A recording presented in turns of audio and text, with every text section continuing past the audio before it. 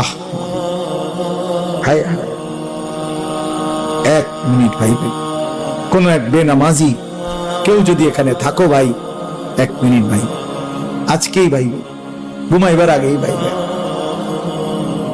নবীজি জিজ্ঞেস করবে, উম্মত, আমি 23 বছর উম্মত, হাসরের ময়দানে নবী বলবে, আমল নামা দেখাইয়া বলবে, প্রত্যেককে সুপারিশের জন্য নবীজির কাছে চাইতে হলে আমল নামা জমা দিতে হবে। ওমা, সুপারিশের কোনো কাগজপত্র নাই, কথা কোনা, কোন নিয়ম কানুন নাই নাকি?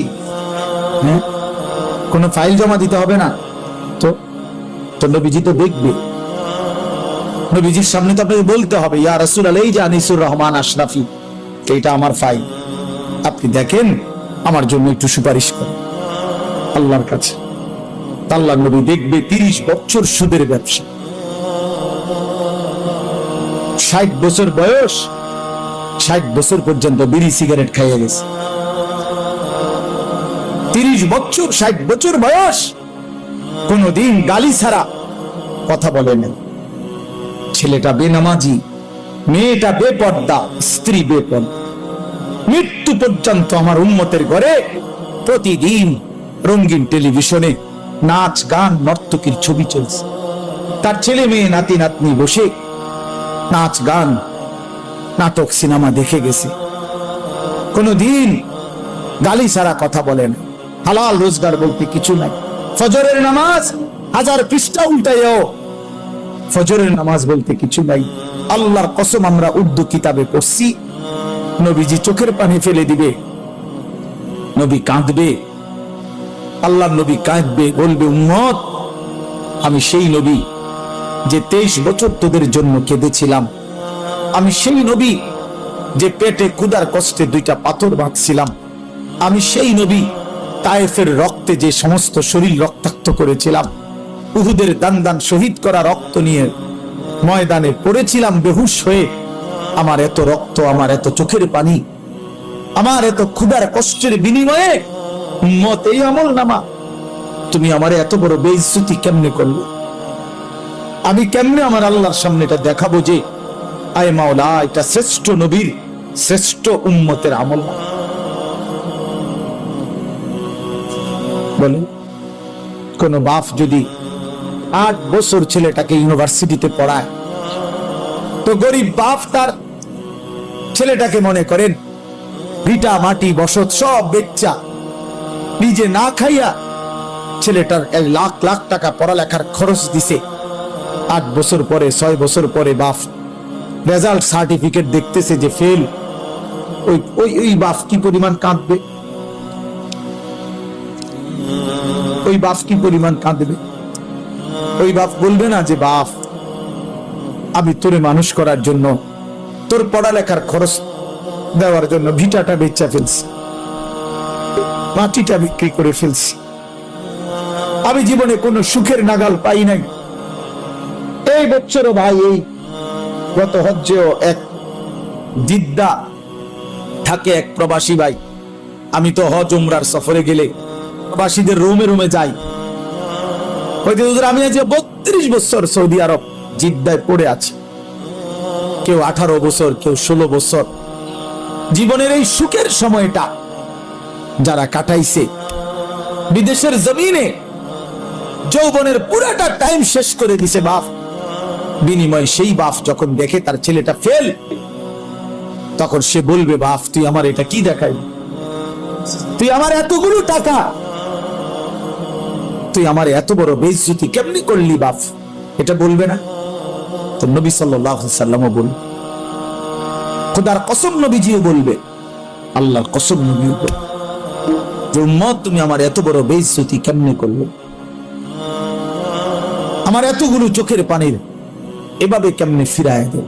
এই জন্য একজনই, আমি আবারও বলছি, আমি সংখ্যায় বিশ্বাসী না, কয়জন শুনছে খোদার কসম, আমার এটা কোনো ফিকির না, আমি এক ফিকিরের বিশ্বাসী, যে একজনই বুঝেন, একজন প্রিয় নবী সাল্লাল্লাহু আলাইহি সাল্লাম এবং সাহাবায়ে কেরামের কলিজার মধ্যে এই ফিকির ছিল মৃত্যু পর্যন্ত, যে আল্লাহ পাকের এক এক বান্দা কিভাবে জাহান্নাম থেকে বাঁচবে, এটাই ফিকির। এটাই আমাদের জিন্দেগি। বাবারা, আপনাদের কাছে অনুরোধ, নিজের ছেলে মেয়ের দ্বীনের প্রতি নজর দিন, যুদ্ধ করেন, কষ্ট করেন। ছেলেটা নামাজ কেন পড়বে না? মেয়েটা পর্দা কেন করবে না? স্ত্রী কেন পর্দা করবে না? আপনি এটার উপরে 1000 বার চেষ্টা করেন, আলেমে দ্বীনকে পরামর্শ নেন, কোরআন সুন্নাহর দিক নির্দেশনা কি আছে এটা আপনি জেনে নেন, আপনি ওই পদ্ধতি প্রয়োগ করেন। স্ত্রী যদি নামাজ না পড়ে, আল্লাহর বিধান কি? স্ত্রী যদি পর্দা না করে, আল্লাহর বিধান কি? ছেলে মেয়ে যদি সেজদা না করে, হারামের মধ্যে লিপ্ত থাকে, আল্লাহর বিধান কি? এটা জেনে আমল করার চেষ্টা করেন। আমার নয়তো আপনিও আটকাবেন, সন্তানাদিও আটকাবেন। আখিরাতের ময়দানে কমপক্ষে প্রত্যেক মানুষকে নিজের এবং নিজ পরিবারের সদস্যদের ব্যাপারে আল্লাহ পাক জিজ্ঞাসা করবেন, এটুকুর জবাব সবাই দিতে হবে। কমপক্ষে এর মাফ কারণে আমি আর আমার বিবি বাচ্চা একই হিসাব আমারই দিতে হবে। তোমার বিবি বেনামাজি হলো কেন? পর্দা হলো কেন? তোমার ছেলে মেয়ে নামাজ পড়লো না কেন?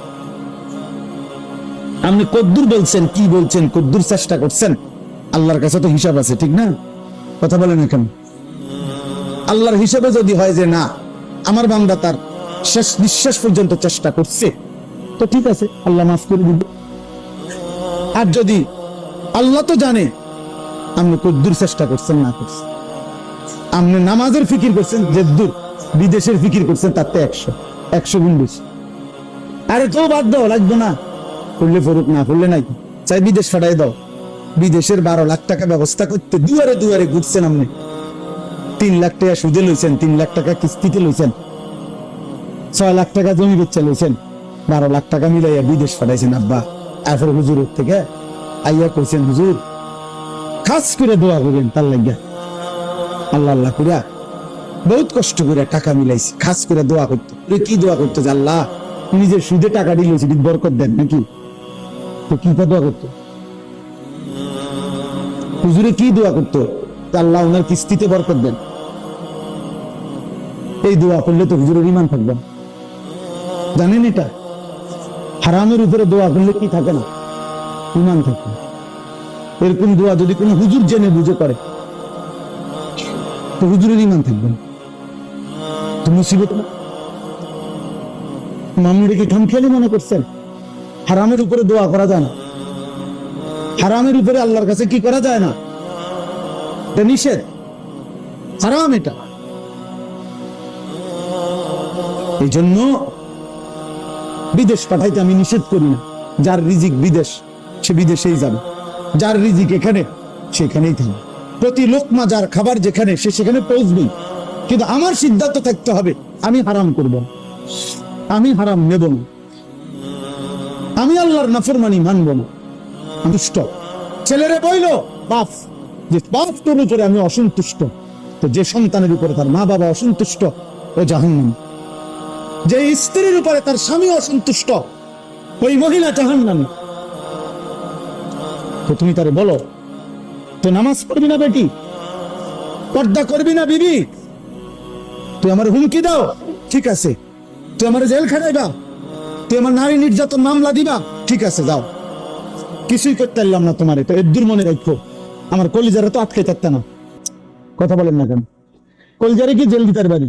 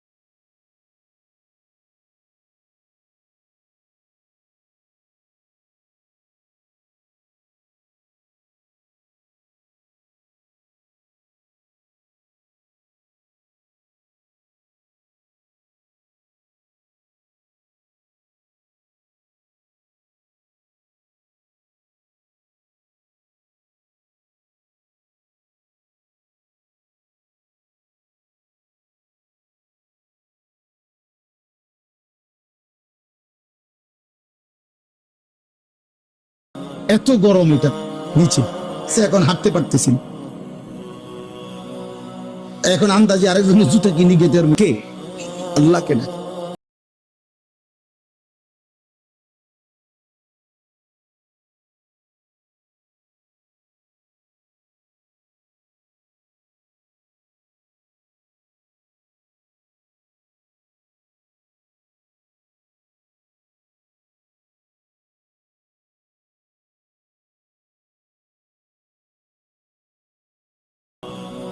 তোমার দুঃখ, তোমার দুর্দশা বলো বান্দা, আমি ছাড়া এই অভাব দুর্গতির মুহূর্তে কে তোমার ডাকে সাড়া দেবে? বলে আসলে কেউ আছে? তোমার সমস্ত মুসিবত, মন্দ অবস্থা, দুরবস্থা দূর করার ক্ষেত্রে আল্লাহ বলে, বান্দা আমি ছাড়া আছে কি? আমি ছাড়া আছে। কোরআনের কথাটা আল্লাহ তাআলা, আমার এই আয়াতটার তর্জমা বললে আমার কথা শেষ। আমি শুধু এই কথা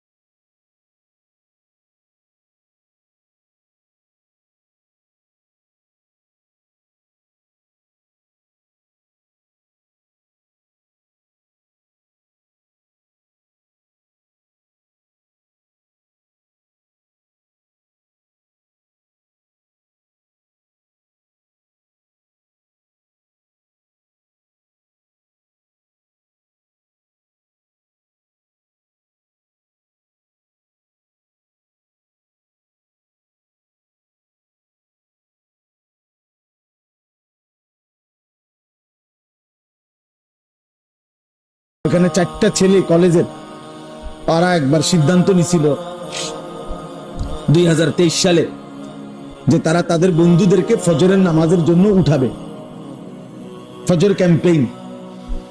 পরে 1 বছর মেহনত করে তারা প্রায় 4000-এর মতো পুরা উপজেলার এই কিশোর যুবক, যারা তখন নিয়মিত ফজরের নামাজ পড়ে, ফজর ক্যাম্পেইন করে তারা।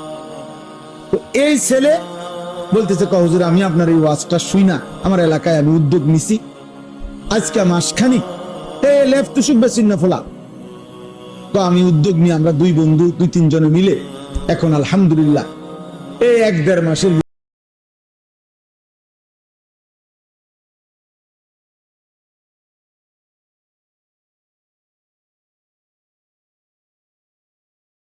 আমার গাড়ি তো আছে, কাগজ। তারা এমন সুন্দর করে বিভিন্ন বাণী লিখে লিখে ছেলেদের কাছে দাওয়াত দেয়। তো দিয়া নিচে লেখছে তাগো একটা, এই কাফেলাটার নাম কি? কাফেলার নাম হইলো বেনামাজিকে খুঁজে বেড়াই, নামাজিকে বন্ধু বানাই। এরকম শুনছে জীবনে আর কথা, এমন সুন্দর কথা।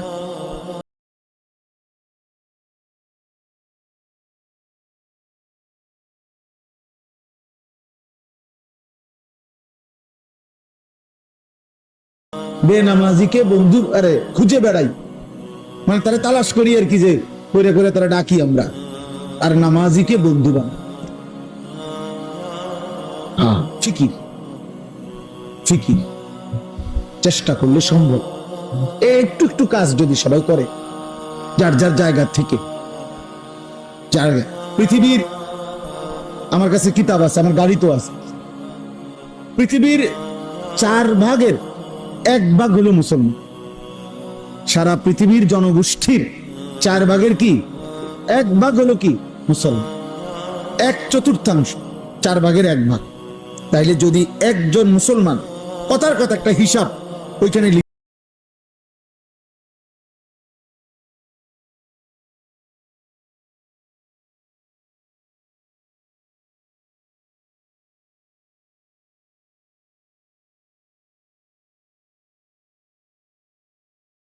পৃথিবীর সমস্ত জনগোষ্ঠীর কাছে কালেমার দাওয়াত পৌঁছে যাবে,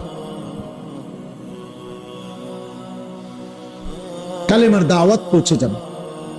তাহলে তোমরা ছেলেরা বলো, ভাই মুসলমানের ঘরে জন্ম নিয়ে তোমাদের রাত্র দিন কিভাবে কাটে? বলো, একটা ছেলে বলো। এই কি জীবন? নারী, ছবি, মোবাইল আর মন মতো চলা। কে তোমার বাবা, কে তোমার মা, কে তোমার আল্লাহ, কে তোমার নবী, কে তোমার রসুল, কে তোমার কিতাব, কিচ্ছু চেনো না। মুসলমানের সন্তান 4টা সূরা শুদ্ধ পড়তে পারে। মুসলমানের সন্তান ওযু নামাজের ফরজটুকু আদায় করতে জানে। শুক্রবারে আসে আর কি, আমরা বুঝি না, মসজিদে ঢোকে বাইরে হয়, তামসা আর কি এর নামাজ, পারলে না পড়তো নামাজ। আর ইমাম সাহেব সালামটা ফিরাইয়া সারে না, 2 রাকাত ফরজের জুমার দিন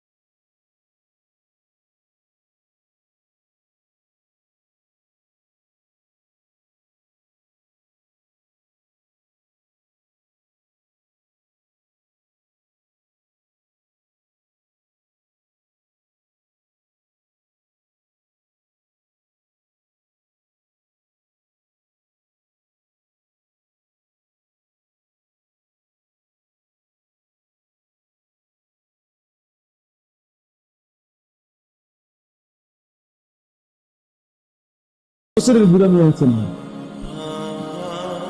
তো কি হলো চাচার সমান হলো না? টেলিভিশন 6 বছরের বাচ্চাও দেখে, 60 বছরের বুড়া চাচা হবে।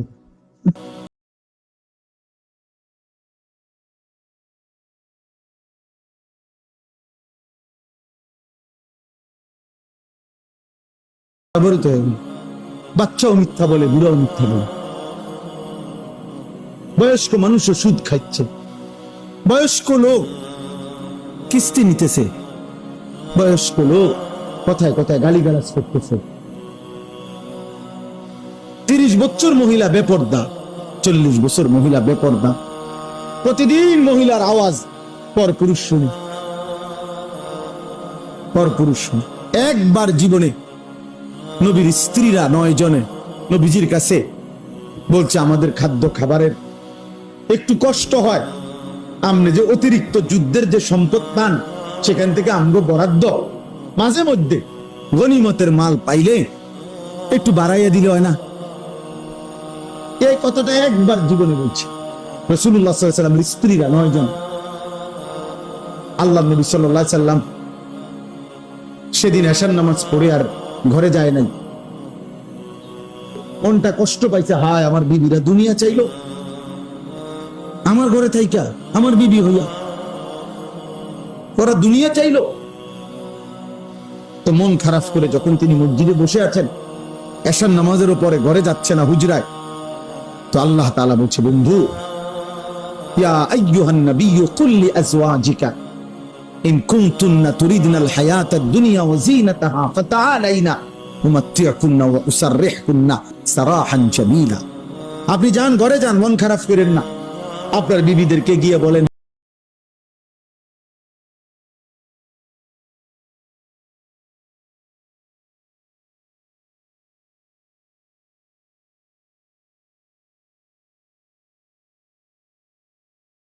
সব তোমাদেরকে দিয়ে দেব, এক শর্তে, শুধু আমি রাসূলের স্ত্রী, এটা ছেড়ে দিতে হবে।